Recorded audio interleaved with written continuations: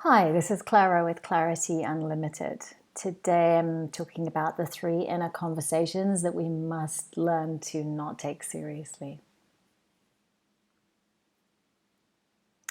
The other day I took a train from Paris to Bordeaux, and as I stared through the fingerprint smudged window, I saw this beautiful wispy satsuma and pink champagne sky with these paintbrush swishes of charcoal grey. It was beautiful, and it reminded me of this very rickety bus that I took across the border into Botswana a few years ago. And I was thinking how this kind of beauty can be an immediate aphrodisiac for many of us. It could be watching a little tiny spider trying to front crawl out of a huge water droplet, or the lipstick red mohawk of a resident green kingfisher. Like these sort of mysterious things, especially in nature, they can wake up our hearts. They levitate gasping floor-bound spirits, and they can even stun the harshest inner critic into rare speechlessness. And in these simultaneously calm yet breathtaking seconds of peace and presence, we're often momentarily clear about who we are and what we're capable of. And life is once again precious and to be explored and full of possibility. And then just as we're settling into this new, groovy, confident version of ourselves, the tranquilizers wear off and our inner critic, perfectionist, and doubter, collectively, and with much glee and energy, recommence their rebellion of unsolicited warnings and opinions. And what do? We listen. And eventually, we believe them. We abandon the clarity, the peace, the usness that we just reunited with. I mean, you'd think that after all these years, we'd have a clue that almost everything that these three say is absolute rubbish, but no, it's like a really toxic relative or snow in New York. It comes every year without fail, and every year without fail, someone's caught off guard and gets hurt. And sometimes we even jump on board with it all. We dedicate valuable waking and potential sleeping hours to mentally regurgitating extensive lists of things we've done wrong or we will do wrong, we should have done or should have done better. Well, with a tone reminiscent of the red-jacketed old town crier from yonder years, I say enough. Enough.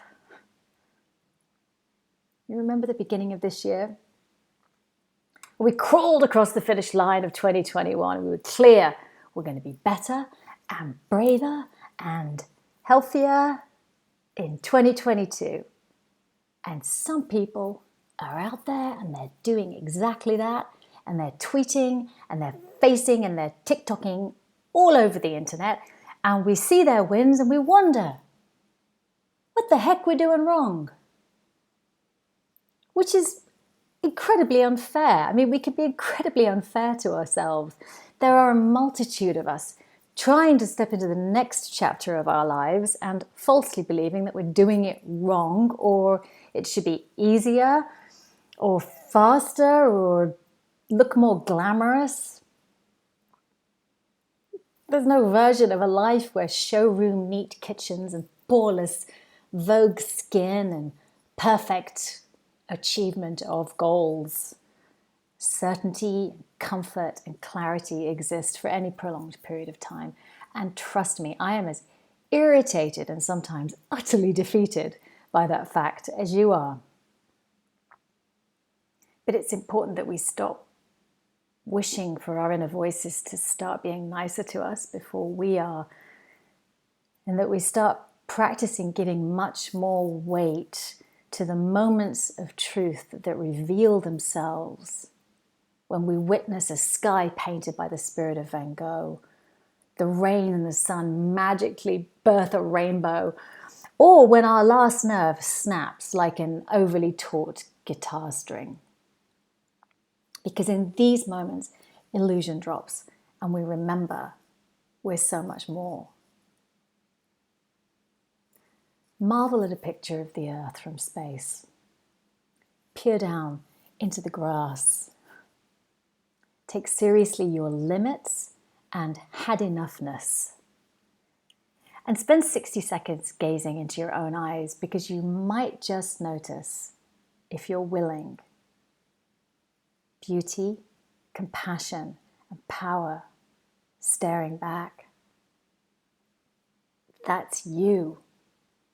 And you've got this. And don't let anyone ever tell you differently. Especially not one of those three characters.